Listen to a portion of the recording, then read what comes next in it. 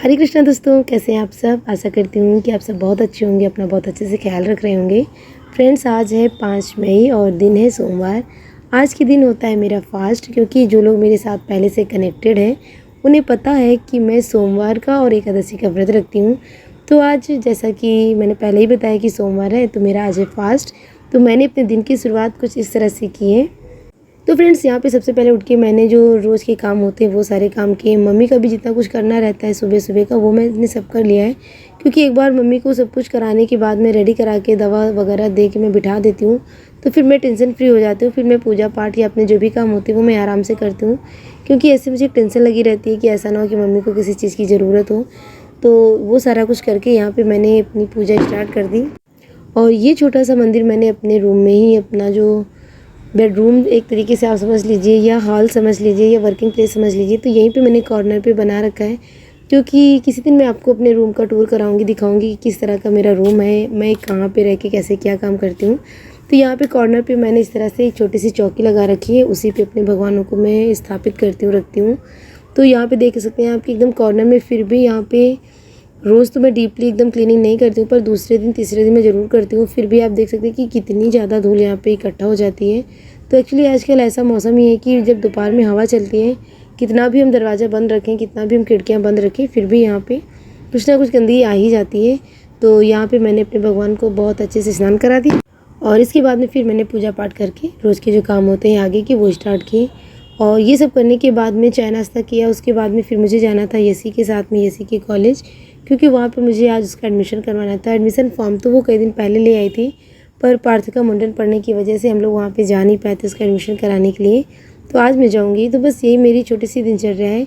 और आज की वीडियो में मैं आप लोग के साथ में कुछ बातें शेयर करना चाहती हूँ। तो आज का हमारा टॉपिक है कि किसी काम को अगर हम स्टार्ट कर रहे हैं, कोई नया काम करना चाहते हैं, तो हमें स्टार्टिंग में उसके बारे में सबसे बातचीत करनी चाहिए या नहीं करनी चाहिए। तो देखिए फ्रेंड्स, अगर आप किसी काम को कर रहे हैं तो जानकारी लेना बहुत ज़रूरी है, पर अपने किसी भी काम का ढिंढोरा पीटना एकदम भी गलत है। क्योंकि कभी कभी क्या होता है कि हम किसी काम को करने के बारे में सोचते हैं, कभी कभी तो हम उस काम में सक्सेस हो जाते हैं, पर कभी कभी हमें फेलियर हाथ लगती है। तो ऐसी कंडीशन में क्या होता है कि लोग फिर बाद में हमारा मजाक उड़ाते हैं, और फिर उस बातों से, उन लोगों के कमेंट से हम हो जाते हैं डिमोटिवेट। और फिर हम कोई दूसरा काम या इसके बाद में जो भी हमें काम स्टार्ट करना होता है वो हम काम स्टार्ट कर नहीं पाते हैं। तो इसलिए सबसे ज़रूरी है कि आप जानकारी सबसे लीजिए। अगर आपको किसी काम को करना है तो फिर आप, अब तो लोगों से पूछने की कोई आवश्यकता ही नहीं है। आपके पास में इंटरनेट एक ऐसा माध्यम है जिससे घर बैठे आप अपने आप से ही फ़ोन के माध्यम से सारी जानकारी कलेक्ट कर सकते हैं।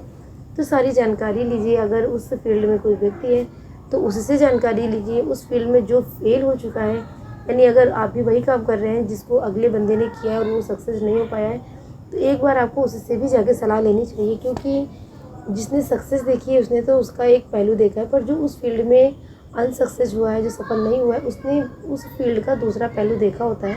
तो वहाँ पे उससे भी आपको जानकारी लेनी चाहिए। पर आप क्या काम स्टार्ट कर रहे हैं, कब से स्टार्ट कर रहे हैं, आपने उस काम के बारे में क्या क्या सपने देख रखे हैं कि आप ये करेंगे, वो करेंगे, यहाँ तक पहुँचेंगे, इस बारे में आपको कोई भी बात नहीं करनी चाहिए। कहते हैं ना कि कोई भी काम हो उसको बड़ी ही खामोशी के साथ में करना चाहिए, और फिर जब सफलता होती है तो फिर वो ढिंढोरा पीट ही देती है। तो कोई भी आवश्यकता नहीं है कि आप स्टार्टिंग में सबसे अपने काम के बारे में बात करें। तो यहाँ पे मेरे पास में कमेंट आया था कि मैं भी अपना सिलाई का काम स्टार्ट करना चाहती हूँ। तो मैं सबसे पहले ही सब बता देना चाहती हूँ कि मैं ये काम करने वाली हूँ, इस काम को मैं यहाँ तक लेके जाऊँगी। तो जब उन्होंने मुझे कमेंट किया तो उनकी इसी बात से मुझे एक मोटिवेशन मिला कि मुझे भी इस टॉपिक पे एक वीडियो बनानी चाहिए। तो आज मैं बस आप लोगों के साथ में ये शेयर कर रही हूँ कि जब आप अपना काम स्टार्ट कर दें, थोड़ा सा आप अपने काम को करने लगे, तब ऐसे कस्टमर आप लोगों से बता सकते हैं कि हाँ हम ये काम कर रहे हैं, आप ऐसे कस्टमर मेरे पास आ सकते हैं।